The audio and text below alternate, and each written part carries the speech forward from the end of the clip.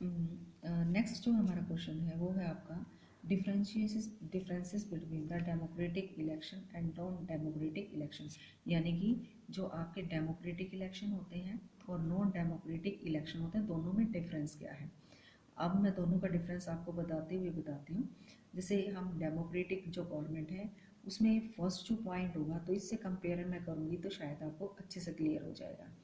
जैसे फर्स्ट है all citizen have a right to vote, यानी कि सब डेमोक्रेटिक गवर्नमेंट में सभी को वोटिंग का राइट होता है जो 18 ईयर्स अबव होते हैं, ईयर्स अबव जो होते हैं, ठीक है। तो लेकिन अगर नॉन डेमोक्रेटिक का अगर हम देखें, all citizen are not given right to vote, they have very limited right, यानी कि लोगों को बहुत ही कम राइट मिले होते हैं। और क्या नाम है, उन्हें सभी को जो है कंट्री में जितने भी लोग होते हैं उन्हें जो है वोटिंग का राइट नहीं होता है।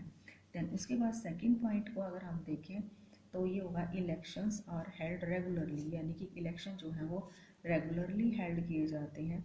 लेकिन अगर हम देखें नॉन डेमोक्रेटिक में तो elections are not held regularly, यानी कि उनका कोई टाइम फिक्स नहीं होता है, क्योंकि इसमें मोनार्ची गवर्नमेंट होती है, यानी कि एक पर्सन की जो है के ऊपर डिपेंड करता है कि वो किस तरह से जो है वो इलेक्शन करवा रहा है, और उसकी खुद की जो है अपनी मर्जी होती है।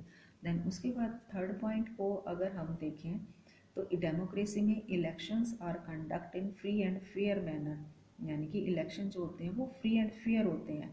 आप अपने रिप्रेजेंटेटिव को चूज करते हैं और रिप्रेजेंटेटिव आपके और कॉन्स्टिट्यूशंस के अकॉर्डिंग वर्क करता है, ठीक है। देन उसके बाद अगर इसमें देखा जाए नॉन डेमोक्रेटिक में elections are not held in free and fair manner, यानी कि डर्टी ट्रिक्स जो है वो यूज़ की जाती हैं इलेक्शन को विन करने के लिए। जैसे मैंने आपको पाकिस्तान हो गया, जिम्बाब्वे हो गया, चाइना हो गया, मैक्सिको हो गया, इनमें आपको एग्जाम्पल दिए हैं। देन उसके बाद है people choose their representative, people जो है अपने रिप्रेजेंटेटिव को चूज कर सकते हैं। देन उसके बाद people have not right to choose their leader, यानी कि इसमें इनको राइट नहीं होता कि अपने रिप्रेजेंटेटिव को चूज कर पाए। देन उसके बाद है आपका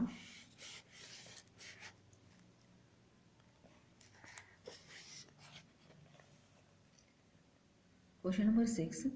अगर देखा जाए तो एक सिंपल क्वेश्चन है, is India a democratic country, क्या इंडिया जो है वो एक डेमोक्रेटिक कंट्री है। Right any argument in favour of your answer, यानी कि अपने पॉइंट ऑफ व्यू भी आप ऐड कर सकते हो। आंसर अगर आप खुद देखो, अपने आप को ऑब्जर्व करोगे तो आप जो है वो खुद पाओगे, क्योंकि देखो मैं आपको सिंपल बता देती हूँ। आफ्टर 5 ईयर्स इलेक्शन जो है वो हेल्ड होते हैं, देन उसके बाद रिप्रेजेंटेटिव को चूज करते हैं, अलग अलग पार्टी होती हैं, उसमें रूलिंग पार्टी भी होती है, अपोजिशन पार्टी भी होती है, और जिसको वोटिंग का ज़्यादा राइट मिलता है, जिसकी गवर्नमेंट मेजोरिटी के साथ बनती है, वही आपका रूलर्स चूज कर लिया जाता है। तो क्या है कि अगर ऑल ओवर देखा जाए, आप भी जानते होंगे जब इलेक्शन होते हैं उसका टाइम जो होता है, तो आप खुद भी देख सकते हो कि भी जो है कि हमारी कंट्री में डेमोक्रेटिक ही इलेक्शन कंडक्ट किए जाते हैं। तो yes, India is a democratic country first. मैं इनके अलावा जो मैंने बताए उनके अलावा मैं आपको पॉइंट बता देती हूँ। People criticise the government mean real power is in people's hand, यानी कि हम गवर्नमेंट अगर कोई हमारा गवर्नमेंट हमारे अगेंस्ट काम करती है, यानी कि जो पूरे सिटीजन के अगेंस्ट हो, ठीक है, तो उसको हम क्रिटिसाइज कर सकते हैं, उसको हम कह सकते हैं, गवर्नमेंट पे हम प्रेशर डाल सकते हैं। देन उसके बाद people choose their own government, यानी कि हम अपने रिप्रेजेंटेटिव को चूज करते हैं। देन उसके बाद क्या है, फ्री एंड फेयर इलेक्शन जो है वो कंडक्ट किए जाते हैं। अगर कोई भी डिस्क्रिमिनेशन होता है तो इलेक्शन जो है वो दोबारा भी कंडक्ट किए जा सकते हैं।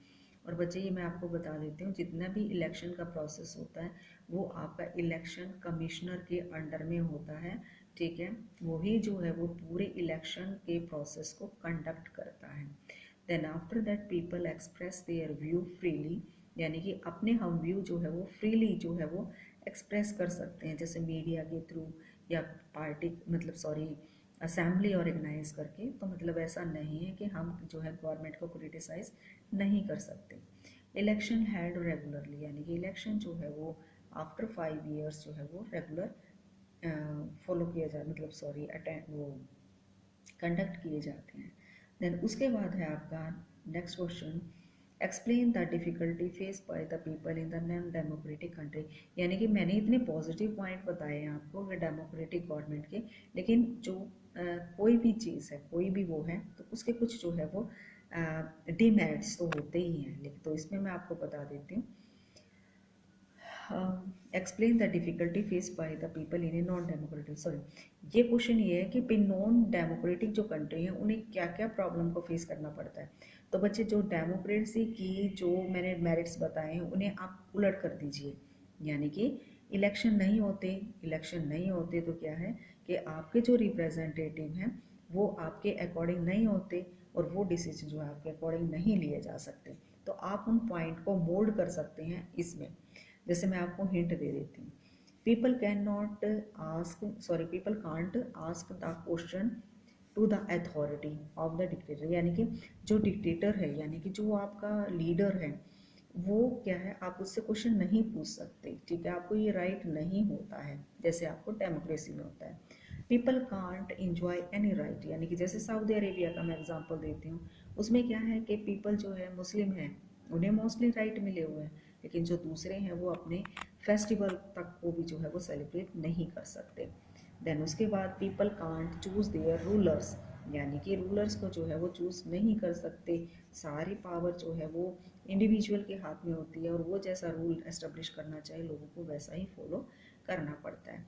देन उसके बाद क्या है, डीमेरिट्स ऑफ द डेमोक्रेसी, यानी कि डेमोक्रेसी के क्या डीमेरिट्स हैं, क्या कमियां हैं। फर्स्ट अगर हम देखें, leader keep changing in the democracy. देखो हमारे जैसे लीडर हैं 5 ईयर्स में जो है वो, ये आपको क्वेश्चन जो है वो पॉइंट में भी मिल जाएगा आपको बुक में, अगर आप देखोगे तो आपको सिविक्स की बुक में इसके और भी बहुत सारे पॉइंट मिल जाएंगे, 5 पॉइंट्स के करीब आप उसमें से नोट कर सकते हो। देन उसके बाद है डीमेरिट्स। डीमेरिट्स में कमियां क्या हैं। लीडर कीप चेंजिंग, यानी कि एक लीडर बना, अगर उसका काम पेंडिंग रह जाता है तो अगला लीडर जो है उसी प्रोसेस को कंटिन्यू करने में बहुत टाइम लेता है। दिस लीड टू इंस्टेबिलिटी, यानी कि जो है आपके डेमोक्रेसी में इंस्टेबिलिटी है। देन उसके बाद in democracy so many people have to be consulted, यानी कि अगर कोई भी डिसीजन लिया जाता है जैसे कि लोकसभा, राज्यसभा, फिर देन उसके बाद prime minister, president, then signature होने के बाद आपका अप्रूवल होता है, तो क्या है कि डिसीजन जो लिए जाते हैं उनमें काफ़ी लंबा टाइम जो है वो वेस्ट होता है। देन उसके बाद क्या है कि ordinary people do not know what is good for them. मतलब अगर देखा जाए तो जो अनपढ़ लोग हैं जिन्हें मतलब ज़्यादा नॉलेज नहीं है पॉलिटिक्स की, तो वो जो है वो लालच में आकर जो है उन पर्सन को जो है वो वोट दे देते हैं जो मतलब वो लायक नहीं होते, या मतलब रिप्रेजेंटेटिव की क्वालिटी उनके अंदर नहीं होती। तो उनको वो डिसाइड नहीं कर पाते कि भी कौन जो है रिप्रेजेंटेटिव कंट्री को डेवलप करेगा और कौन जो है वो नहीं करेगा। देन आफ्टर दैट स्टूडेंट, मैंने आपको ये बताए हैं कि भी ये हमारा चैप्टर, आप एक काम करेंगे जैसे चैप्टर रीड कर रहे हो, देन उसके बाद अपने फाइंड आउट करोगे 1 मार्क्स के क्वेश्चन, 20, 30 या जितने भी आप कर सकते हो ये क्वेश्चन करोगे। देन उसके बाद चैप्टर रीड करोगे तो आपके 3 मार्क्स के, 5 मार्क्स के बहुत सारे क्वेश्चन आपके निकलेंगे। उन क्वेश्चनों को आप अपनी फेयर नोटबुक में कर लेना। अगर कोई डाउट आता है तो आप मेरे को जो मैंने आपको नंबर दिया उस पर आप कॉल भी कर सकते हो। देन उसके बाद हम स्टार्ट करते हैं आपका चैप्टर हिस्ट्री का, चैप्टर नंबर 1। अच्छा, मैं आपको पहले भी बता चुकी हूँ और अभी भी बता रही हूँ कि जो हमारा सिविक्स का जो फर्स्ट चैप्टर है वो आपके सिलेबस में इंक्लूड नहीं है। ये जो डेमोक्रेसी का चैप्टर है ये चैप्टर नंबर 2 है, तो ये चैप्टर नंबर 2 ही हम जो है वो डिस्कस करें, मतलब मैंने आपको बताया है। तो इसमें कंफ्यूज होने की कोई ज़रूरत नहीं है, आपका ये सेकेंड चैप्टर है। और जब हम जो मैं अब करवा रही हूँ वो आपका जो है चैप्टर नंबर 1 है हिस्ट्री का, और चैप्टर का नाम है द फ्रेंच रेवोल्यूशन। देखिए बच्चे, मैं आपको चैप्टर स्टार्ट करने से पहले मैं आपको मेन जो स्टोरी है, मेन जो डिटेल में है इसके, अच्छा हाँ, आप की वर्ड्स जो हैं वो आप अपनी बुक में से 1 मार्क से क्वेश्चन निकालेंगे, या जो पॉइंट मैं चैप्टर के स्टार्टिंग में बता रही हूँ आपको वो ही नोट करने हैं। ठीक है। तो आपके 8th क्लास की तरह कीवर्ड्स नहीं होते हैं, मेन पॉइंट होते हैं, 1 मार्क्स के क्वेश्चन होते हैं, 3 मार्क्स के और 5 मार्क्स के। आपके फिलअप, मैचअप, ये सब जो है वो नहीं आते हैं। तो बच्चे इस चीज़ को माइंड में रखना आप, ठीक है। तो आप जो है ये गलती मत करना कि भी आप मैचअप और ये जो ये करेंगे, नहीं। 1 मार्क्स, 3 मार्क्स और जो है आपके 5 मार्क्स के। 11 तो कम करते हैं, ठीक है। तो ये हमारा चैप्टर है फ्रेंच रेवोल्यूशन, ठीक है। ये मैं आपको इसमें आपको क्या क्या कंडीशन थी, क्या क्या इसमें सर्कमस्टेंसेस थे जिससे कि फ्रेंच रेवोल्यूशन जो है हमारा स्टार्ट हुआ था। तो ये आपका फर्स्ट चैप्टर है जो आपके सिलेबस में है। तो इसके लिए जो है आपके कौन कौन से जो है रीज़न थे जिसकी वजह से आपका ये रेवोल्यूशन स्टार्ट हुआ था। फर्स्ट अगर हम देखें तो मैं आपको बता देती हूँ कि जो आपका फ्रेंच रेवोल्यूशन स्टार्ट हुआ उसके लिए जो है आपका लुइस जो है, लुइस 16 लुइस 16 आपका जो है वो रिस्पॉन्सिबल था, ठीक है। वो किस लिए